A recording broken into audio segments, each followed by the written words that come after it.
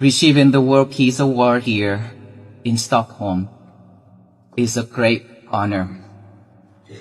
I accept it with humility.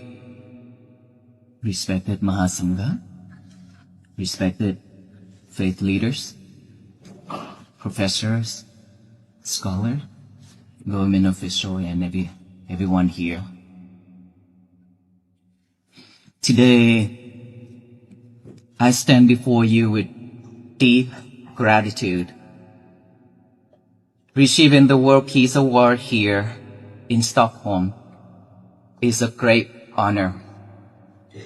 I accept it with humility, not as something belonging to me alone, but as recognition of every person who still believes that peace is possible and is willing to work for it.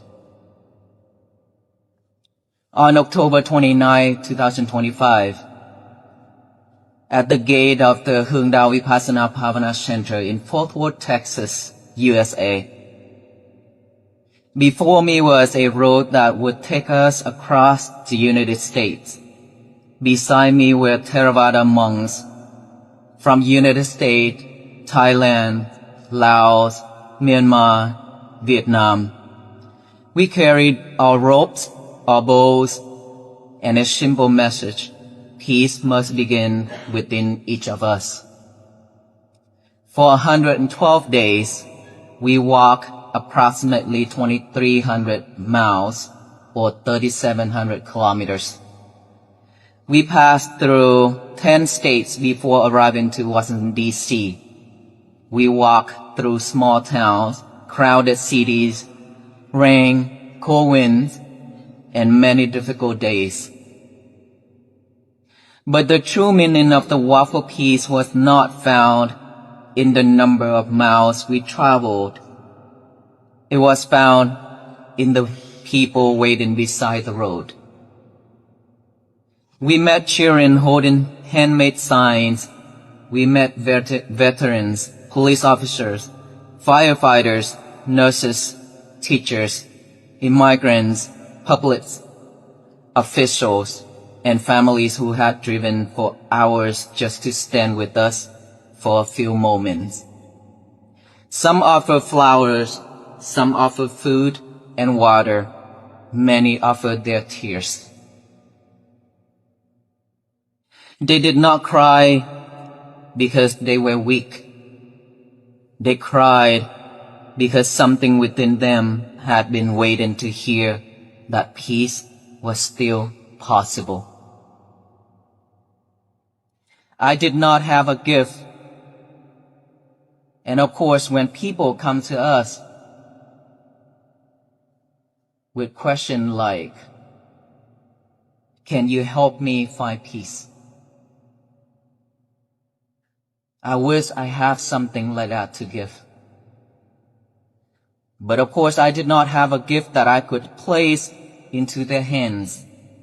Peace cannot be handed from one person to another. It cannot be purchased with money, received through an award, or imposed by force. We may pray for it and speak about it, but unless we learn to care for the anger, fear, and sorrow within ourselves, peace will remain only a beautiful word. If a person is hungry, watching someone else eat will not remove their hunger. In the same way, listening to others speak about peace will not bring peace into our hearts unless we practice it ourselves. This is why our walk was not a protest against anyone. We did not walk to defeat a political party, condemn a nation, or persuade anyone to follow our religion. We walk to remind the human family of something we already know but often forget. Every person wants to live without fear. Every parent wants a safe future for their children. Every child deserves to grow up without being taught to hate someone they have never met. Across America,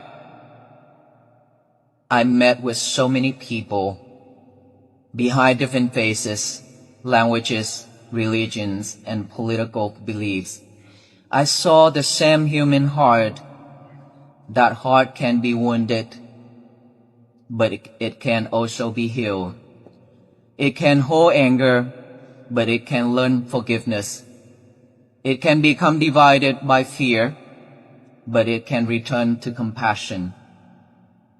Our world moves very fast. Information reaches us within a second, but understanding often arrives too late. We react before we listen.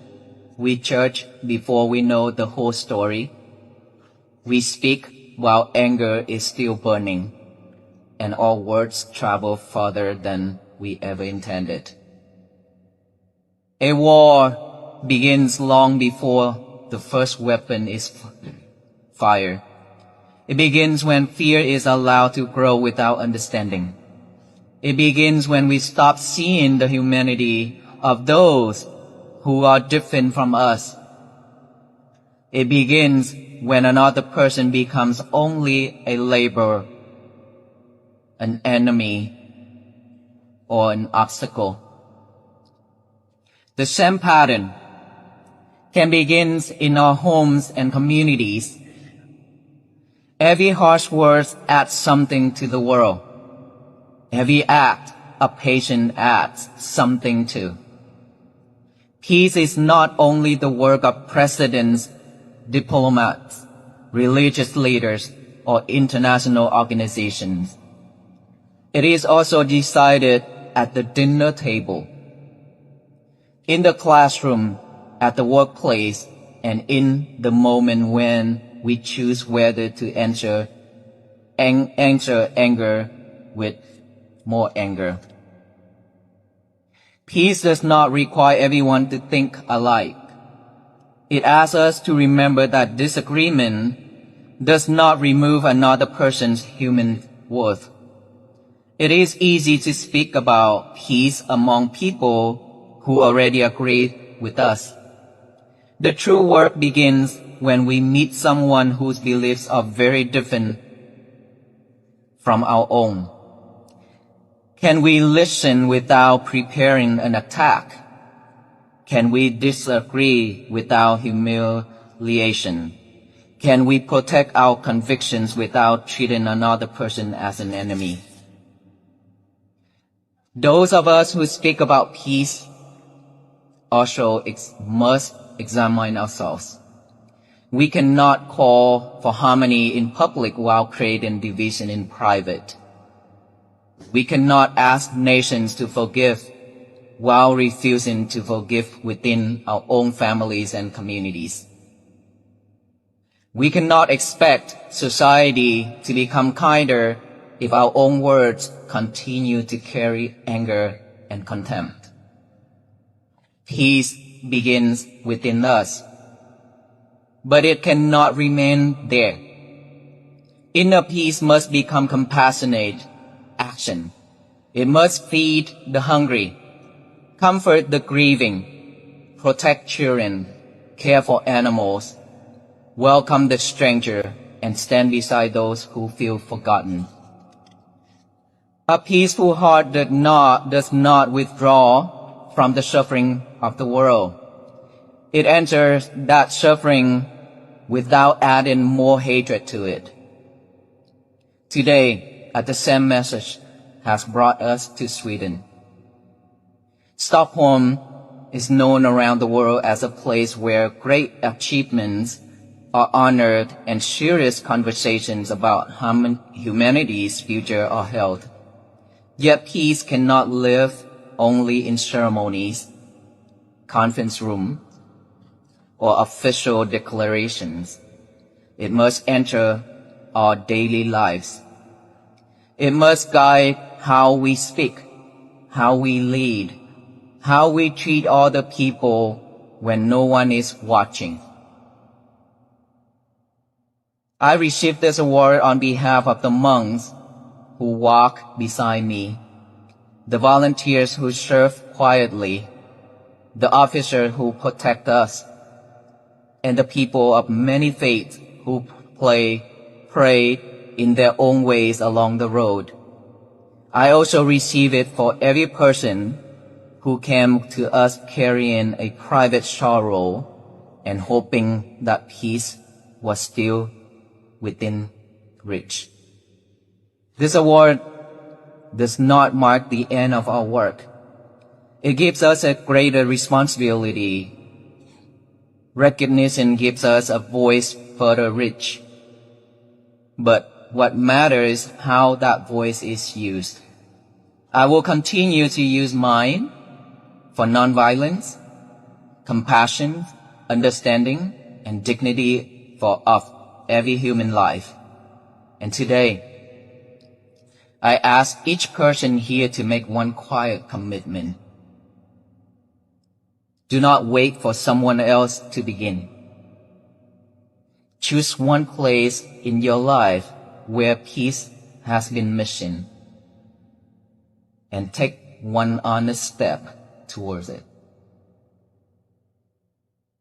A single step may not carry us across a nation, but without that first step, no one crossed the road. One voice may not end a war, but it can prevent hatred from entering another heart. One act of compassion may seem small, but to the person who receives it, that act may change everything. May those living in war find safety. May those separated from their families be reunited. May those carrying hatred find the courage to put it down. May those who have lost hope find a reason to begin again. May every child inherit a world in which differences do not become reason for violence. From Stockholm, let us send a message beyond this hall, beyond Sweden, and beyond every border. Peace is not someone else's responsibility. Peace is not a dream for another time. Peace begins here. Peace begins now. Peace begins within each of us. And I hope that if you already listened to my talk, that if we don't give our mind a wholesome thing to do in the morning when we wake up, then our mind will automatically pick up all the trash to chew it over and over. Trash means all those unhappy things, hatred, anger, delusion, greed, so on. Once our minds are filled with all those defilements, we will mess up our day. So before we mess up our day, in the morning when we wake up, always remember to make our own bed. And then get a piece of paper and a pen out, write down the statement called. Who knows that statement? Who knows that statement? Raise your hand. Okay. That statement says, today is going to be my peaceful day. You begin your day just like that. Just write that statement down. Today is going to be my peaceful day. Instead of letting your mind fill with anger, greed, delusion, now we wire our mind to have a wholesome message, which is today is going to be my peaceful day. Write that down, read it over and over with our eyes, and then read it out loud. To tell the universe that today is going to be my peaceful day. It's mine, no one else. And I am the only person in this world who can mess it up. No one else. Because I have a choice. I have a choice to mess it up or not. To determine that today is going to be my peaceful day, to tell the universe that positive statement, because we've been spread hate, delusion, greed, and all those things, unwholesome things to the universe already, so much from generation after generations. And that is why the universe returns with disasters. And then we suffer. So now we need to change by spreading only loving kindness and compassion and mindfulness to the universe by doing that message, that statement. Today is going to be my peaceful day.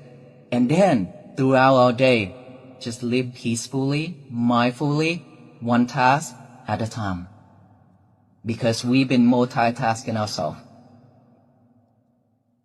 Not every day, not just every day, but right now, earlier when I talk, most of you were also sidetracked. Do you know what you sidetrack with? With the slideshow, the video earlier.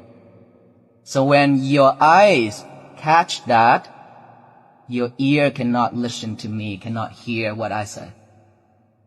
Is that true? Because our mind can only pick up one thing at a time. When we pay attention to this, we are not pay attention to this. When we pay attention to this, we cannot pay attention to that. So one thing at a time. We are multitasking ourselves every day and for many years already.